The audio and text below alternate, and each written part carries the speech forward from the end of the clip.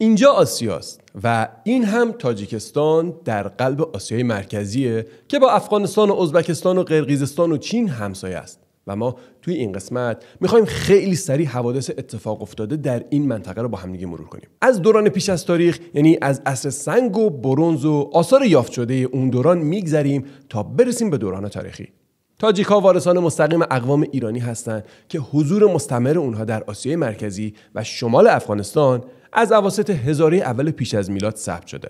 اجداد تاجیک‌ها در مناطق خوارزم و باختر یا همون بلخ و سغد و مرو حضور داشتند که امروزه فقط در بخشایی از سغد و بلخ باستانی هستند. بین سالهای 550 قبل از میلاد تا 330 پیش از میلاد و در دوره هخامنشیان، سغد و باختر بخش از امپراتوری هخامنشی بودند و سغدی‌ها و باختری‌ها در امور اداری و نظامی هخامنشیان نقش مهمی را داشتند. بعد از شکست امپراتوری هخامنشی توسط اسکندر مقدونی، سغد و باختر و مرو در مقابل مقدونی‌ها مقاومت کردند، اما در نهایت اونا هم شکست خوردن و جانشینان هلنیستی اون یعنی سلوکیان و بعد هم باختری‌های یونانی برای 200 سال بر این مناطق حکومت کردند تا اینکه حدوداً در 30 تا 40 قبل از میلاد یوئچی‌ها آخرین دولت‌های جانشینی هلنیستی رو هم از بین میبرند و با همکاری توخاری‌ها امپراتوری کوشانی رو تأسیس میکنند. این کوشانی‌ها حدود 400 سال یکی از قدرت‌های بزرگ منطقه محسوب می‌شدند که هم دوره پارت‌ها در ایران امروزی و امپراتوری هان چین بودند. بعد هم این مناطق مدتی افتاد دست ساسانیان و هپتالیان تا اینکه میرسیم به قرن هفتم و فتح آسیای مرکزی توسط مسلمان‌ها.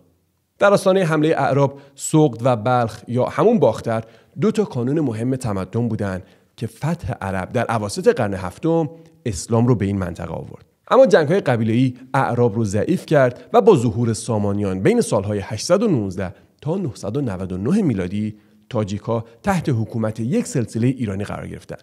سامانیان یکی از اولین سلسله‌های بومی بودند که بعد از فتح عرب‌های مسلمان بر ایران حکومت می‌کنند. اهمیت این دوره بیشتر به دلیل گستردگی استفاده زبان فارسیه. چون سامانیان زبان فارسی را زبان رسمی دربار اعلام کردند و حمایت ویژه‌ای از شاعرها و نویسنده‌های فارسی کردند. اما با حضور ترک‌ها در آسیای میانه دیگه کار برای سامانیان سخت شد تا اینکه حمله ترکان قراخانی در سال 999 به سلطه سامانیان پایان داد و سلطه در ماوراءالنهر به حاکمان ترک منتقل شد. قراخانیان و سلجوقیان و بعد یه مدت خوارزمشاهیان بر این مناطق حکومت کردند تا نوبت میرسه به مغولان. بین سالهای 1218 تا 1270 یعنی بیش از 150 سال مغول‌ها بر تاجیکستان امروزی حاکم بودند تا اینکه تیمور میاد و امپراتوری خودش رو پایه‌ریزی میکنه و تا سال 1506 آخرین جانشینانش حکومت رو نگه میدارن. ولی در نهایت ازبک‌های شیبانی و هشترخانی و یه مدت خیلی کوتاهی هم نادرشاه افشار بر بخارا و مناطق تحت کنترل بخارا حاکم شدند که بعدها مناطق بین خانات خوقند و بخارا تقسیم میشن و بخش شرقی تاجیکستان امروزی به خانات خوقند واگذار میشه، در حالی که بخش غربی اون همچنان در اختیار خانات بخارا قرار داشت و اما در اواخر قرن 19 پای امپراتوری روسیه هم به آسیای مرکزی باز میشه و یکی یکی حکومت‌ها رو تابع خودش میکنه و تاجیکستان امروزی هم در نهایت میره زیر نظر روس‌ها. در طول زمان گویش ایرانی شرقی که توسط تاجیک‌های باستانی استفاده میشد جای خودش رو به فارسی یک گویش غربی رایج در ایران و افغانستان میده. بعدها هم با حضور گسترده ترک‌ها در منطقه تاجیک‌های زیادی برای ارتباط گرفتن با طبقه حاکم زبان ترکی رو یاد گرفتن و حالا با تسلط روس‌ها بر تاجیکان نوبت به زبان روسی بود که بشه زبان غالب. امپراتوری روسیه که دولت بسیار بزرگتری با جمعیت زیاد و ارتشی پیشرفته بود به راحتی مناطق تاجیک نشین رو فتح میکنه و در سال 1927 و در دوره شوروی روس‌ها تصمیم گرفتن تا خط تاجیک‌ها از خط فارسی به لاتین تغییر کنه و این کار شروعی برای تغییر هویت و فرهنگ تاجیکی بود تا اینکه در سال 1940 الفبای سیرلیک شد الفبای رسمی در تاجیکستان. پیش از این و بعد از انقلاب روسیه در سال 1917 جنبش باسماچی در مخالفت با حکومت روس‌ها شکل گرفت اما سرانجام سرکوب شد.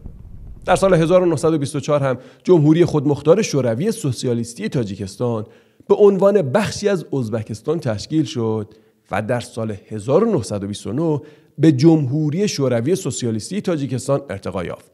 با این تغییر وضعیت اولین باری بود که مردم تاجیکان دولت خودشون رو داشتن، هرچند نه کاملا مستقل. دوران شوروی با اشتراکی کردن کشاورزی، توسعه صنعتی محدود و تغییرات فرهنگی عمیق همراه بود که کنار اینها سرکوب رو هم باید در نظر بگیریم.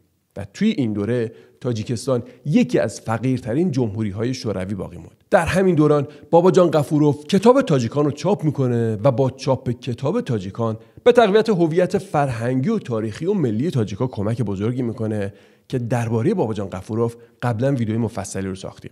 خلاصه با فروپاشی اتحاد جماهیر شوروی، تاجیکستان در 9 سپتامبر 1991 استقلال خودش رو اعلام میکنه و متاسفانه کشور بلافاصله وارد یک جنگ داخلی خونین میشه که تا سال 1997 هم ادامه داشت که قبلا این رو هم به طور مفصل بهش پرداختیم و پیشنهاد میکنم حتما این ویدیو رو ببینید.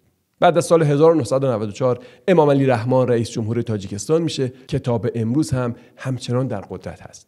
اون در دوران پس از جنگ داخلی برای بازسازی و توسعه اقتصادی تلاش کرده، اما چالش‌هایی مثل فقر و بیکاری و فساد اداری و گاهی نارضایتی‌های اجتماعی همچنان ادامه داره. با این وجود تاجیکستان امروزه یک کشور امن محسوب میشه که با تأکید بر هویت ملی و زبان فارسی داره راهش رو میره و با اینکه یک کشور مسلمانه ولی سبک حجابی که از خاورمیانه وارد آسیای میانه شده رو اسلامگرایی افراطی میدونه و پوشیدن برقع رو ممنوع کرده.